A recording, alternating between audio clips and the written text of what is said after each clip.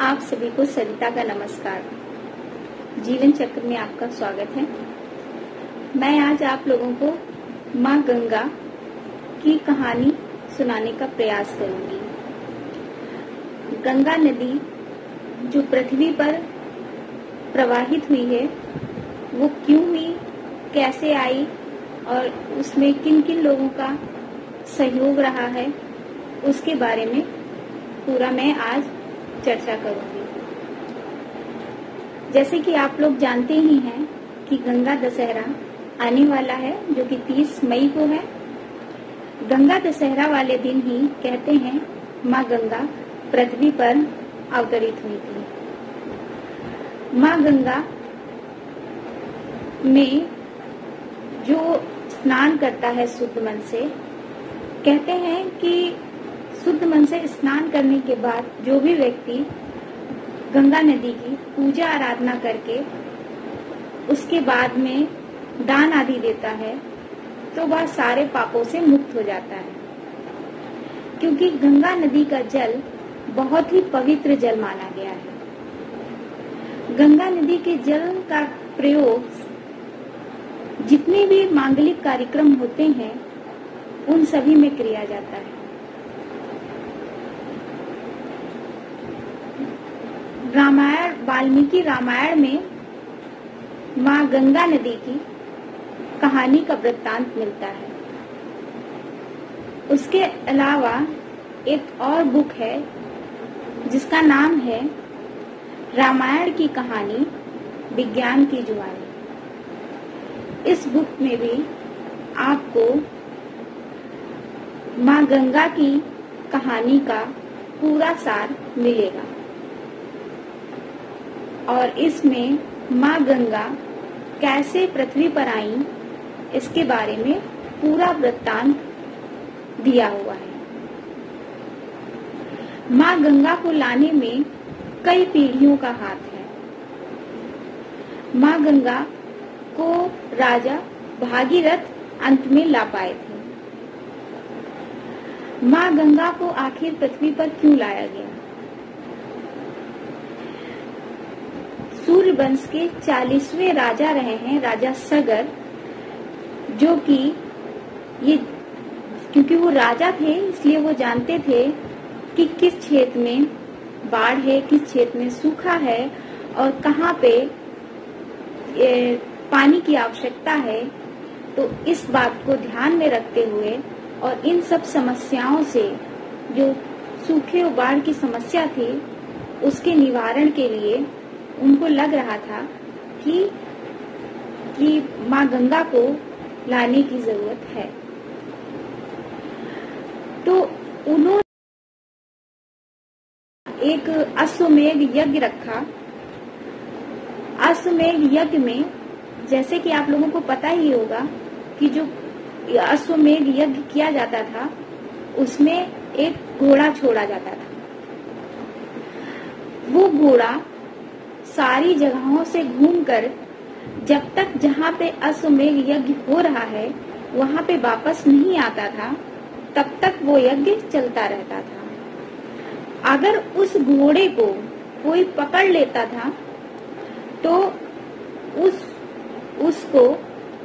उस व्यक्ति को, जिसने घोड़ा छोड़ा है, उससे युद्ध करना होता था और परास्त करने के बाद ही उस घोड़े को ला सकता था। तो जब राजा सगर ने अश्वमेध यज्ञ का घोड़ा छोड़ा, तो वह घोड़ा कपिल मुनि के आश्रम में किसी ने छुपा दिया। ऐसा कहा जाता है, ऐसा है कि देवताओं के राजा इंद्र ने ऐसा किया था। उन्होंने घोड़ा को छुपा दिया था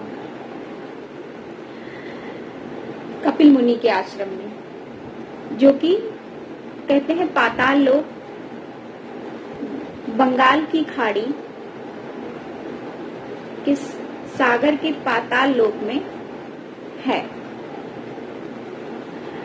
तो राजा सगर ने जो अश्वमेध यज्ञ का घोड़ा नहीं मिला, नहीं वापस आया, तो उन्होंने अपने पुत्र के समान 60,000 सैनिकों को घोड़े को ढूंढने के लिए भेज दिया और उनको अलग अलग जगहों पर बंटवारा कर दिया।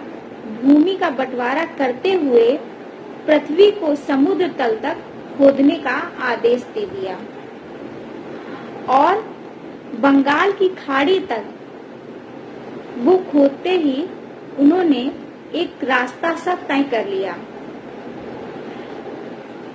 60,000 सैनिक वह भूख और प्यास से परेशान होकर थक हार कर उनके जब तक वो कपिल मुनि के आश्रम तक पहुँचे तब तक उनके प्राण निकल चुके थे, उनके प्राण त्याग चुके थे। वो जब उनके सगर राजा सगर के सैनिक जब नहीं पहुंचे तो राजा सगर ने अपने पौत्र अंशुमान से कहा कि जो सैनिक भेजे गए थे 60,000 उनके बारे में पता लगाएं। तो अंशुमान जो राजा सगर के पौत्र थे उन्होंने उन सैनिकों को ढूंढने की खोज में निकले। तो वो उन्हीं पथ पर चल पड़े जहां से खुदाई हो रही थी। उन्होंने पाया कि जो सैनिक थे वो सब मृत्यु को प्राप्त हो चुके थे। जब उनकी मृत्यु हो गई तो अंशुमान जो राजा थे अंशुमन, उनको बहुत ही दुख हुआ और वह मन में सोचने लगे कि एक तरीके से इनकी जो इच्छा थी, जो ये रास्ता बना रहे थे नदी को लाने के लिए, वह पूर्ण नहीं हो पाई। तो हमें उसका प्रयास करना चाहिए। बहुत परेशान होकर, हताश होकर सोचने लगे। तो वहां से गुजर रहे गरुड़ ने बताया कि गंगा माता को लेकर आओ, गंगा माता को पृथ्वी पर लेके आओ, जिससे कि ये जो 60,000 सैनिक हैं उनकी आत्मा है, उनकी तृप्ति होगी। जब राजा अंशुमान जो राजा सगर के पौत्र थे, उन्हें इस बात का पता चला, जब गरुड़ ने ये बात उन्हें बताई तो वह बात उन्होंने जाकर राजा सगर को बताई अपने। तो राजा सगर ने 30 वर्षों तक घोर तपस्या की और अंत में उन्होंने अपने प्राण त्याग दिए और वह पृथ्वी पर गंगा माता को लाने में सफल नहीं हो पाए। उसके बाद में राजा सगर के बाद में उनके पौत्र, जो कि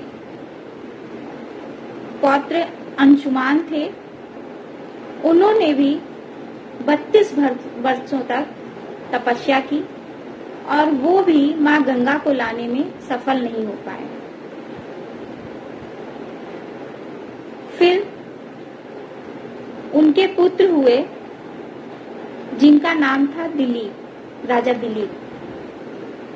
राजा दिलीप ने भी 30 वर्षों तक तपस्या की और वो भी गंगा माता को पृथ्वी पर नहीं ला पाए, वो भी सफल नहीं हुए।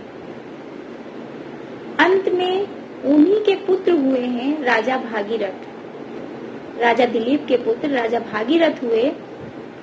उन्होंने हिमालय पर जा करके तपस्या प्रारंभ की और वो ही गंगा माता को लाने में सफल हुए।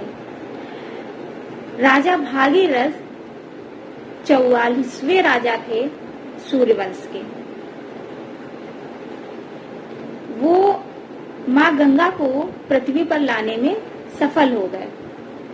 उनकी तपस्या से खुश होकर भगवान ब्रह्मा ने माँ गंगा को पृथ्वी पर प्रवाहित किया। लेकिन ऐसा कहा जाता है कि माँ गंगा को पृथ्वी पर जब प्रवाहित करने के लिए राजा भागीरथ ने कहा, तो भगवान ब्रह्मा ने ये बात राजा भागीरथ से पूछी कि पृथ्वी माता से ये बात आपने पूछ ली है कि और वेग से नष्ट हो जाएंगे। तो राजा भागीरथ ने भगवान ब्रह्मा से ही इस समस्या का निवारण पूछा। तो उन्होंने बताया कि भगवान शिव की तपस्या की जाए, जिससे कि वो गंगा माता को अपनी जटाओं में धारण कर लेंगे और फिर धीरे धीरे गंगा माता को छोटी छोटी धाराओं में पृथ्वी पर छोड़ा जाएगा, पृथ्वी पर प्रवाहित होंगी, जिससे कि उतना ज्यादा वेग और भार पृथ्वी पर नहीं पड़ेगा।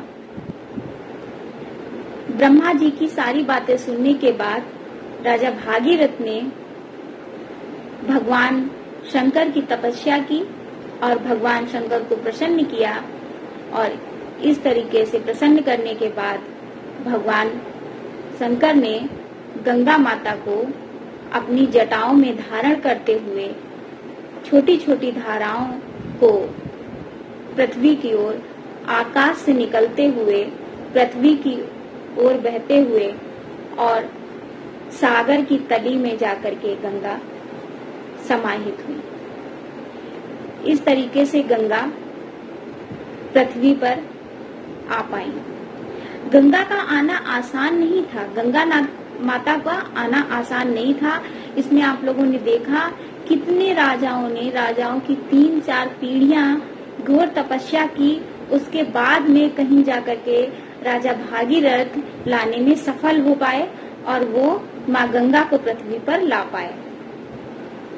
इसलिए कहा जाता है कि माँ गंगा बहुत ही पवित्र हैं, बहुत ही शुद्ध हैं और वो अपने में सब कुछ समाहित करने वाली हैं। इसी छोटी सी जानकारी के साथ मैं अपनी बात को समाप्त करती हूँ और जय गंगा माता। अगर आप लोगों को मेरी बात अच्छी लगी हो, मेरी कहानी अगर पसंद आई हो, तो आप लोग मेरे चैनल को सब्सक्राइब करिए, शेयर करिए, लाइक करिए और इसी तरह हमारे साथ जुड़े रहिए। धन्यवाद।